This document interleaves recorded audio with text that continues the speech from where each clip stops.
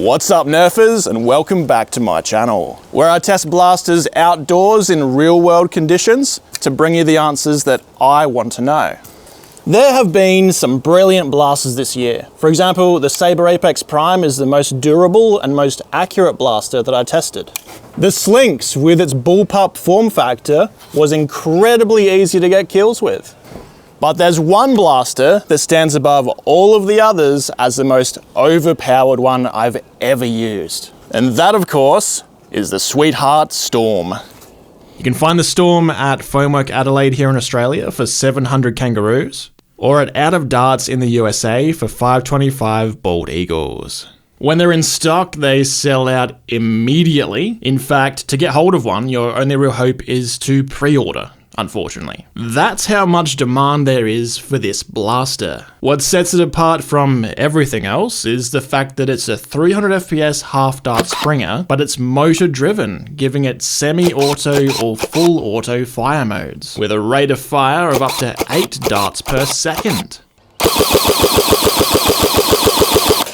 It takes the accuracy of any Nerf sniper, couples it with semi-auto, or if you're incredibly mean to your opponents, full auto, essentially taking the best parts of a Springer and fusing it with the best parts of a flywheel blaster, creating an incredibly OP hybrid of the two. I've already made a full-on review video of this when it came out earlier in the year. I even made a second video dialing it down to a mere 100 FPS. But to close off 2023, what I want to find out today is how it performs at 300 FPS with a couple of upgrades that came out later in the year. Firstly, Worker introduced new darts to us. These green tip ones are 15% heavier than usual, and from all of my testing with other blasters, they give both a range boost and a slight accuracy boost. Secondly, I'm going to try the new Sabre 30 bearing CNC metal BCAR. One of these costs a whopping 139 monitor lizards, but they are the best Nerf rifling attachment currently available. And the goal of this video is to see just how OP this Storm can be using what 2023 has to offer. Let's start out with a velocity test. All right, first up, we've got Worker bamboo darts. These weigh 1 gram each, and then I'll do the heavier ones second. Back to semi-auto. Let's see how it shoots. 310, 306, 300, 299, 301, 298, 298, 294, 301, 307, 299, 299, 296, 275, that's a low one. Could have been a bad dart. 305, that must be all for, actually, because I have the magnetic things in here, there should be one more dart in the chamber. 289. Standard Workers shot a high of 310, low of 275, average of 298, with a standard deviation of 8.1 due to that one bad dart that we had. Not bad overall though, but let's see the heavies. I forgot that I had these in these mags. This is a magnet that tells you when you've only got one dart left so that you never dry fire this thing. But now let's do the 15% heavier Worker Heavies.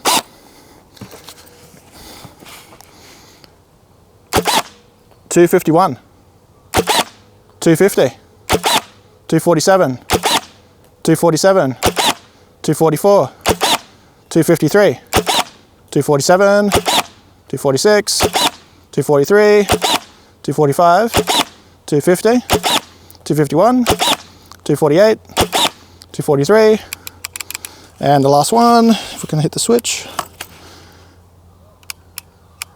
Why is that not fire? I need to remove the mag, forgot. 247. Now that's the consistency that we like to see. Worker Heavy shot a high of 253, low of 243, average of 247, with an incredible standard deviation of 3. How does that 51 FPS drop translate to range though? Let's find out. Now, as I make my way out the front to do a range test, just want to give you guys a pro tip with the Sweetheart Storm. You can see here, I've left a gap in front of the head, so when I loaded this thing, I made sure the back of the foam was touching the edge here. That reduces the friction as it feeds, and it helps prevent jams in the Storm. Because of how quickly this breech moves, your mags really need to keep up with it. So in addition to doing that, I've also got double springs in the mag. I've got 5 darts of each in here, and we're firing them alternating so that if the point of aim does change, it changes for all of them. And I'll be standing against this back fence over here, shooting back down the road. And then I'll use this laser rangefinder, point at the fence to see how far each shot went. Here we go. A bit of brightness.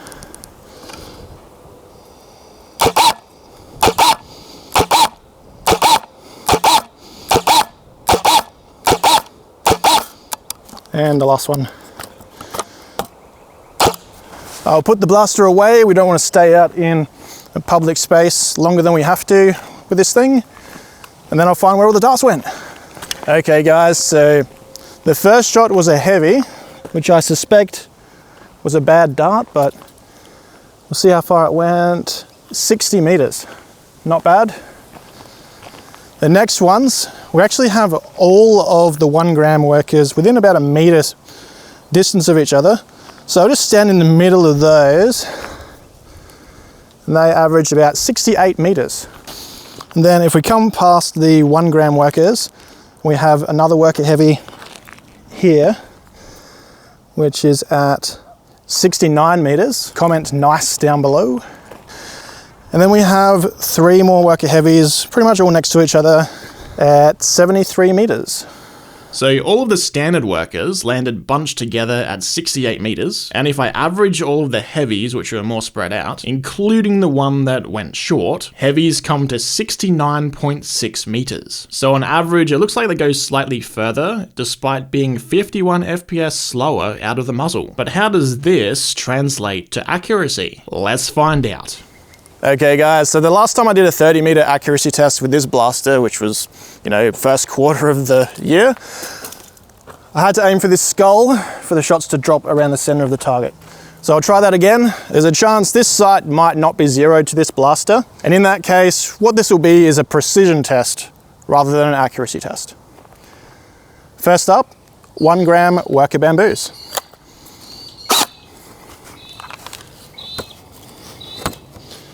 I need to turn the brightness of this sight down a bit so I can see. All right, that's cool. Hit. Hit. Hit. Hit. Hit. Hit. Hit. Hit. Hit. Hit, hit, hit, hit, hit. And the last one, of course. Flick the switch back to off. Oh, and remove the mag. Hit. All right, now we do the heavies. Switch back to semi. Aiming at the same spot. No idea whether these will go lower, higher, or the same. Hit, hit, hit, hit, hit, hit, hit, hit, hit, hit, hit, hit,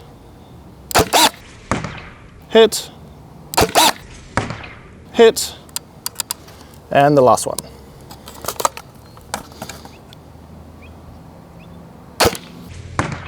Hit.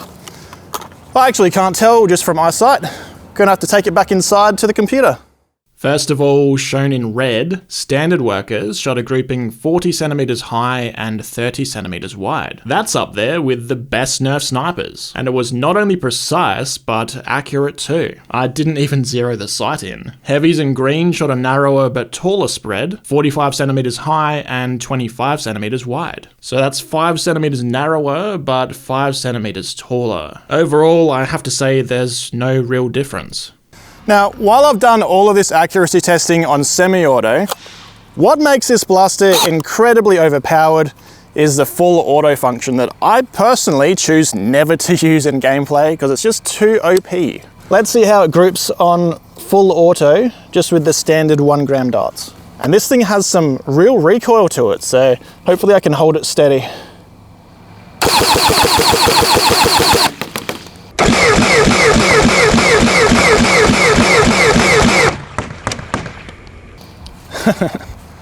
That is glorious every time. Oh, that's right, one more shot. There we go. Full auto was quite impressive indeed. It was no worse at all than semi. In fact, eyeballing it, it's actually ever so slightly the best of the 3. So now, just out of curiosity's sake, I'm going to take it further back on semi, to see if we can hit it at 40, 50 and 60. Laser rangefinder, how far is this? Here's 40. Where do we have to aim? A bit higher, I'd say. Bit high, bit too high. Yep. Yep. All right, now we'll go back to 50. There's 50. We do have these trees above, so if I aim too high, it's going to hit those instead of going to the target. Hopefully I don't have to aim that high.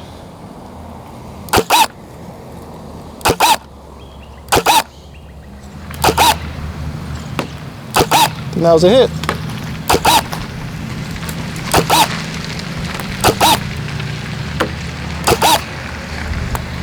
It's actually hard to see at this distance. I don't think we'll be able to do 60.